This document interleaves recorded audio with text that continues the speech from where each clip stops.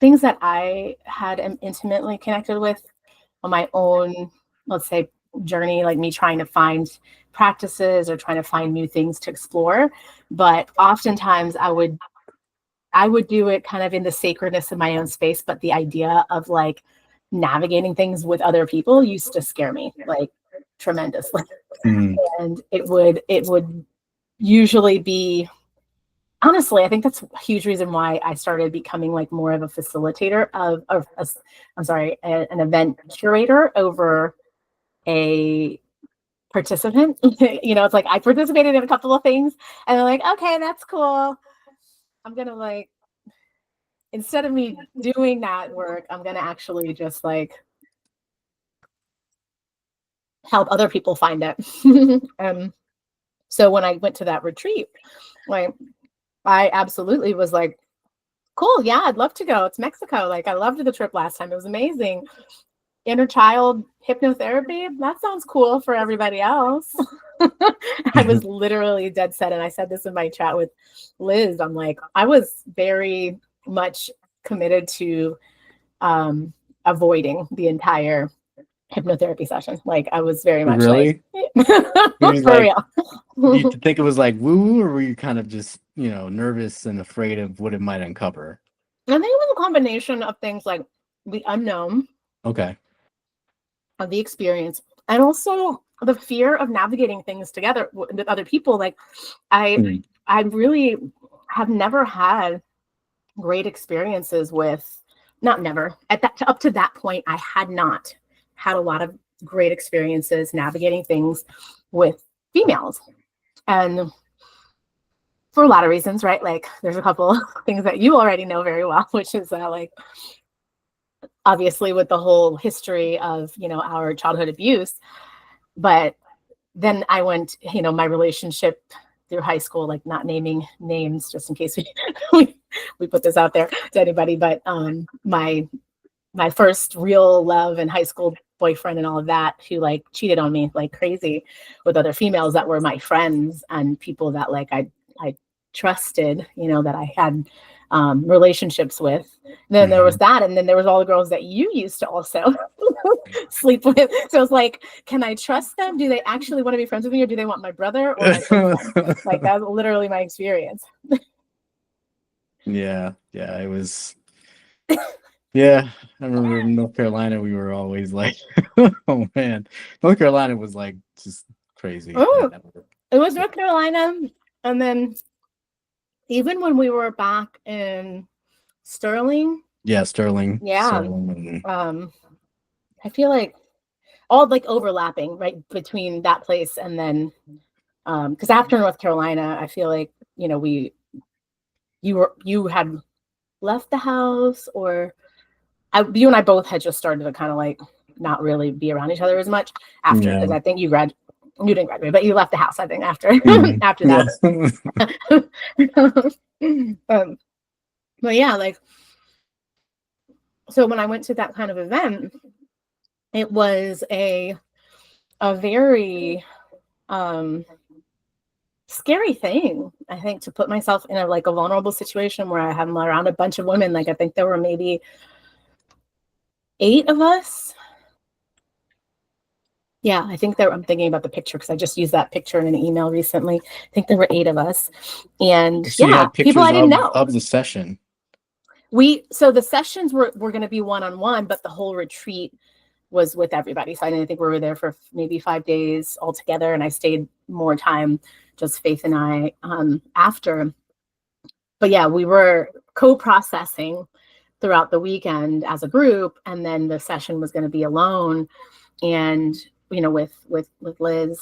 And yeah, I was afraid. Like I think I waited till like the last day before everybody was leaving, the day before everyone was leaving, and ended up doing my session. And I was like, I'm going to try my best to get out of this. But it was wonderful. And it like struck me in such a way that I believe that was a huge catalyst to even my healing, and like being open to being with a counselor, like a therapist that is a female. And, having relationships deepen with other women in my life kind of really happened after that. So like I attribute a lot of that healing work around females and female relationships really to Faith. And it's been, I met her in 2020. So it's been 5 official years since it's been kind of a more fruitful journey to have female relationships. And it's still been a learning curve because, you know, people are people and they disappoint and you know, Yeah. so yeah. But I can't suggest, you know, more like just the idea of it, you know. But now I am more of a believer in all kinds of healing modalities that can help us get deeper, you know. Yeah.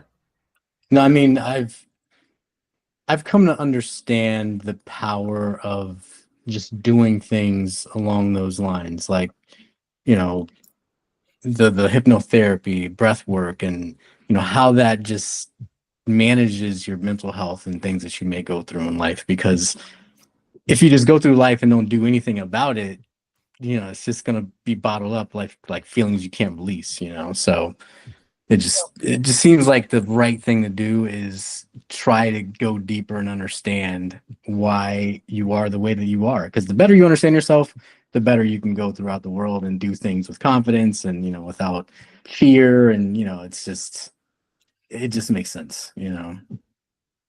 It's so real, like showing up as a whole person and showing up Yeah. like fully yourself and not this kind of faint memory of who you are and kind of the mask of everyone else's projections of what you need to be in your particular role, you know, roles that we have in life.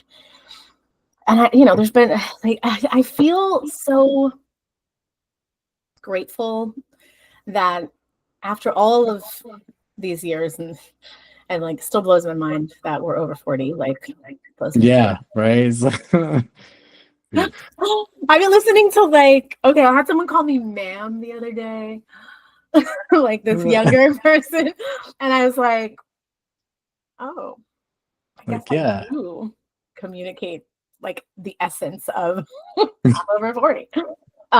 But it's so interesting because I feel like the navigating of like all this stuff and like all these things that are still fairly new, where like I was okay with living that life of everything just bottled up and not like really Well, not caring about understanding, like right. not even it'll pass, you know, like everything else. Yeah, it just wasn't a thing. It wasn't a thought. It was like there's so much to do. Like, you know, and it's so funny. I was literally just talking to Mom about this the other day, that we spend so much expend so much energy in staying busy. And I attribute a lot of that like coping to her, and not in a negative way, but you know, it's a coping mechanism. It's like we don't have time to deal with these things because we have to, right? And it's like this incessant survival mode, like a constant like living in survival, that there isn't any time to do anything else. And I remember somebody else, a friend, sharing that exact word, you know, like you're in survival. And I'm like, no, like I was. No, the truth is that because I still have been just at the very front, I mean, the very top like layer of processing this deep work, like it's true that I'm still, there's waves of me like habit formed living in survival. And I say that like, for example, like we would have serious stuff happen. I told Mom this the other day. I'm like, Mom, like even watching you, witnessing you basically, I don't know, process process your grief around losing Toby, like losing your son. Like we saw you just you were just going. Like I don't even remember the like real any conversation that was had around like, how you feeling, how you do, like, yeah, check in. And witnessing her like being, you know, visibly grief stricken, or obviously, yes, I absolutely I was gonna say scorn, but like what's the word, like in my mind, I can't think of the word, but burned into my mind, burned into my memory is when we got the call in the middle of the night, like hearing her voice. Oh my gosh. I was about to bring that up because anytime I watch a movie or hear a story, or there's some situation where there is a parent, a mom screaming over the death of her child, it triggers me. Like I get teary-eyed, and I don't even mean to. Like it always, and it always takes me back to that memory of hearing our mom go through that. And yeah, it does something, and it's every single time. Like it never fails.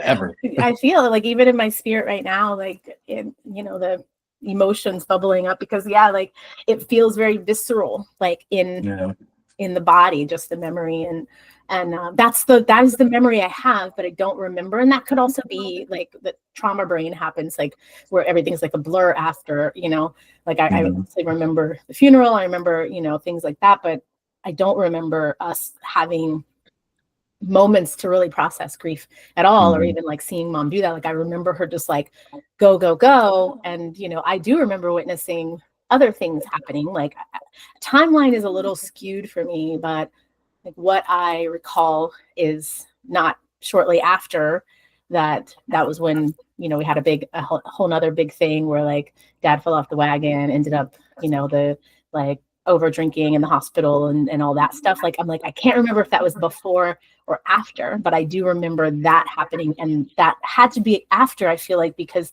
I feel like before that, he was going to the pastor's house all the time, you know, and like doing Bible study and like living in the church basically with that pastor for a while, and like, and, you know, super clean. And so at some point in the midst of all of that, he fell off the wagon, and mom was trying to remind me that like that happened as a result of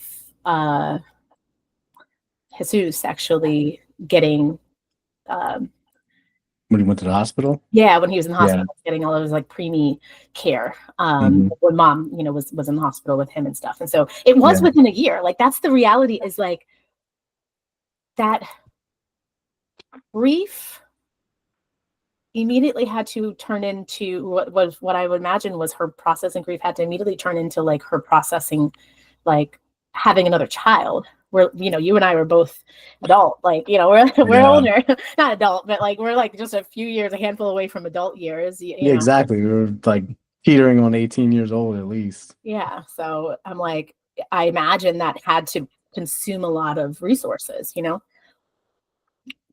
mental and emotional, you know.